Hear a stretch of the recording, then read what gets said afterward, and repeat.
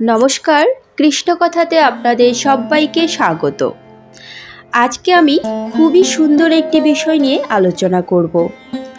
আজকের ভিডিওতে কৃষ্ণ নামের মহিমা নিয়ে আলোচনা করা হবে। কৃষ্ণ নামের যে মহিমা তা দু এক কথায় প্রকাশ করা যায় না। কৃষ্ণ নামের মহিমার কথা যদি বলা যায় তবে তার শেষ নেই। তবুও আজকের ভিডিওতে কিছু উদাহরণের মাধ্যমে আমি আপনাদের বোঝানোর চেষ্টা করব। চলুন তাহলে শুরু করা যাক আজকের এই ভিডিও। নারদ মুনি।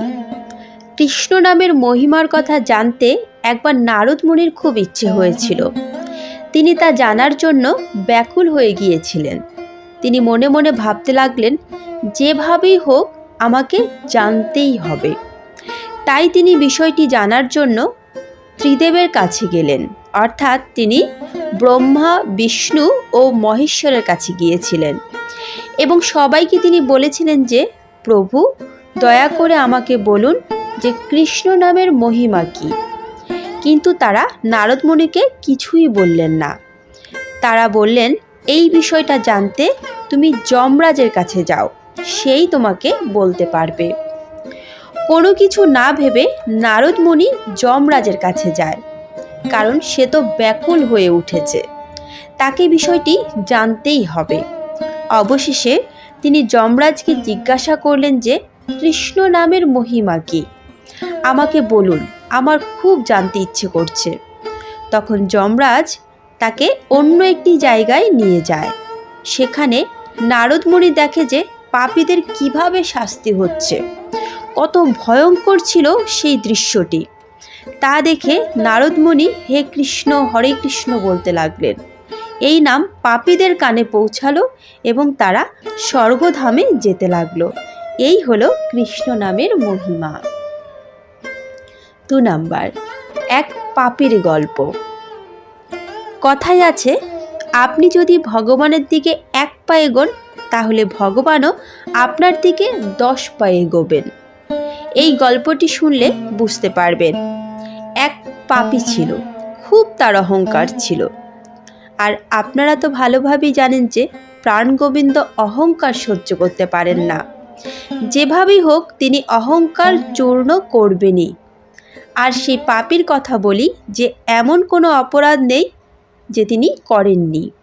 তিনি সমাজের সাথে প্রচুর পরিমাণে অন্যায় অত্যাচার করেছেন। বলতে পারেন তিনি একজন কৃষ্ণ বিমুখ অসুর ছিলেন। এমনকি তার ভয়ে গোটা সমাজ আতঙ্কেও ভয়ে জীবন ধারণ করতেন। একদিন এক চমৎকার হলো। সে পাপীর মনে করুণার জন্ম হলো। আর এই চমৎকার প্রাণগোবিন্দ ছাড়া আর কেই বা করতে পারে। তাই না হলে একজন কৃষ্ণ বিমুখ অসুর কোনোদিনও কৃষ্ণকথা ভাবার কথা চিন্তা করতে পারে না। সেই পাপীর মন যখন করুণায় ভরে গেল, তখন সে ভেবেছিল যে এই মায়াময় সংসারের মায়া কাটিয়ে তাকে মুক্তি পেতে হবে।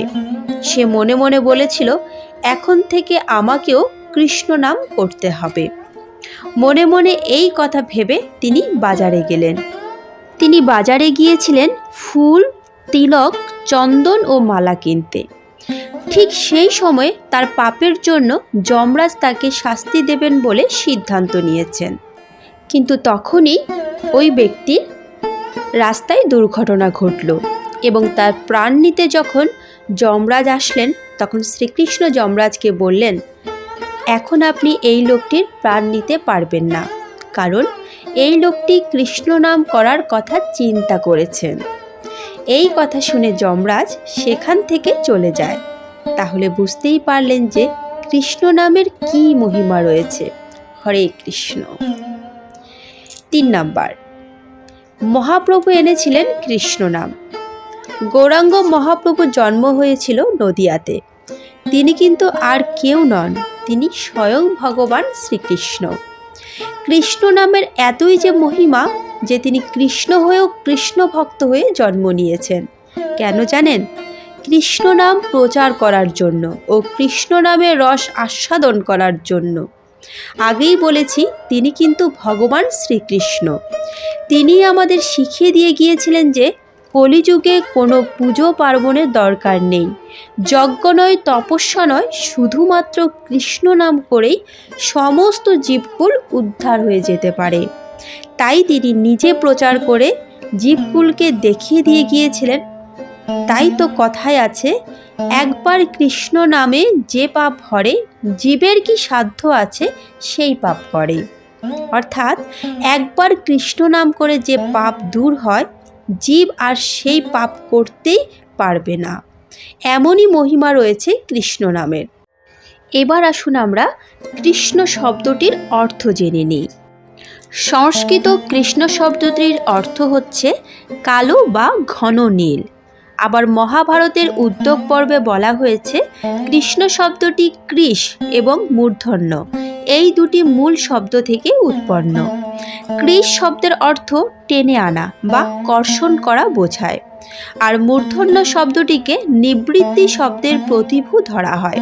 অর্থাৎ কৃষ্ণ শব্দটির অর্থ দাঁড়ায় সকল দিক দিয়ে আকর্ষণীয় ব্যক্তি, যিনি আত্মার শুদ্ধি ও পাপের মুক্তি উভয় কর্মেই সিদ্ধহস্ত। তার কালো বা গাঢ় নীল রঙে বলে তিনি শ্যাম নীলকান্ত নামেও পরিচিত। এছাড়াও গোপালক ও রক্ষাকর্তা বলে তাকে গোপাল গোবিন্দ বলা হয়ে থাকে। জগতের পালনকর্তা হিসেবে তাকে জগন্নাথও বলা হয়। দীনজনের সখা বলে তিনি হলেন দীনবন্ধু। এছাড়াও বংশীধারী বলে তাকে মোহন মুরারিও বলা হয়ে থাকে, এবং ভক্ত হৃদয়ে প্রেম স্থাপন করার কারণে তাকে মদন মোহনও বলা হয়। এই নাম জপ করলে মনের সকল মলিনতা কেটে যায়, চিত্তে সত্ত্বগুণ আসে, ব্যবহারে সাত্ত্বিকতা বাড়ে, বিপদে পড়তে হয় না, চিত্ত প্রেমপূর্ণ হয়ে ওঠে। কৃষ্ণ নাম জপতে জপতে মন আনন্দে আত্মহারা হয়ে যায়, ভক্ত হৃদয় কৃষ্ণ প্রেমে আকুল হয়ে ওঠে। স্বর্গ মর্ত পাতাল এই ত্রিভুবনে শ্রীকৃষ্ণর ন্যায় অভীষ্টদাতা আর কেউ নেই। ভক্তি ভরে শ্রীকৃষ্ণ নাম জপ করলে ত্রিকালের মঙ্গল সাধন হয়, মনের সকল কলুষতা কেটে যায় ও সকল অসৎ চিন্তা থেকে মন বিরত হয়। মধুর কৃষ্ণ নাম জপ করলে চিত্তে সদ্গুণের উদয় ঘটে, কৃষ্ণ নামে শ্রীবৃদ্ধি হয়, ব্যাধির বিনাশ ঘটে, সুখ বিস্তার লাভ করে, সংসারের শোক দুঃখ নিরানন্দ দূর হয়, মানুষের মনে আধ্যাত্ম জ্ঞান আসে। কৃষ্ণ নাম জপ করতে করতে প্রাণ মন প্রেমোল্লাসে মেতে ওঠে, কৃষ্ণ প্রেমে মন মাতোয়ারা হয়ে ওঠে। কৃষ্ণ নাম জপতে জপতে কৃষ্ণকে পাবার আশায় শ্রী রাধিকার প্রাণমন যেমন ব্যাকুল হয়ে ওঠে, ঠিক তেমনি ভক্ত হৃদয়ও আকুল হয়ে ওঠে। কৃষ্ণ নাম জপ করাই হলো ঘোর কলিযুগ থেকে উত্তরণের একমাত্র পথ। শ্রী চৈতন্য মহাপ্রভু বলেছেন, জীবের স্বরূপ হয় কৃষ্ণের নিত্যদাস। পরিশেষে বলা যায়, ভক্তি ভরে শ্রীকৃষ্ণ নাম পাঠ করলে ভক্তের ভগবান শ্রীকৃষ্ণ ভক্ত হৃদয়ে অবতীর্ণ হন এবং শ্রীকৃষ্ণ স্বয়ং ভক্তদের অযাচিতভাবে কৃপা করেন, সমস্ত মনস্কামনা পূরণ করে দেন, আমাদের চিত্তবৃত্তিকে আরও সুন্দর ও প্রেমপূর্ণ করে তোলেন। এই প্রার্থনা করে তার চরণে বিনম্র প্রণাম জানাই। কৃষ্ণ নামের এমনই মহিমা, এমনই গুণ যে তার নাম করেই সমস্ত জীবকুল মায়াময় জগৎ ছেড়ে জন্ম মৃত্যুর চক্র থেকে বেরিয়ে উদ্ধার হয়ে যেতে পারে। কৃষ্ণ নামে সমস্ত কিছু সতেজ হয়ে ওঠে, মনের ভিতরের অন্ধকার দূর হয়, মনের ভিতর আলোর প্রদীপ জ্বলে। শুধু তাই নয়, কৃষ্ণ নাম করে জীবকুল তাদের সমস্ত পাপ বিনাশ করে মনে ধর্মের স্থাপনা করতে পারে। তাহলে চিন্তা কিসের? সব কিছু ভুলে গিয়ে সবাই মিলে আমরা কৃষ্ণ নাম করি। হরে কৃষ্ণ কৃষ্ণ কৃষ্ণ হরে হরে, হরে রাম রাম রাম হরে হরে। আজকের মতো ভিডিওটি এখানেই শেষ করলাম। প্রিয় সনাতনী ভক্তগণ, আজকের ভিডিওতে আমি আলোচনা করার চেষ্টা করেছি যে কৃষ্ণ নামের মহিমা কী। আশা করি ভিডিওটি আপনাদের ভালো লেগেছে। নিয়মিত এ ধরনের ভিডিও পেতে এবং গীতাপাঠ শুনতে চ্যানেলটিকে অবশ্যই সাবস্ক্রাইব করুন। তাহলে আজ এ পর্যন্তই, দেখা হচ্ছে পরবর্তী ভিডিওতে। ভালো থাকবেন, সুস্থ থাকবেন। জয় শ্রীকৃষ্ণ, রাধে রাধে।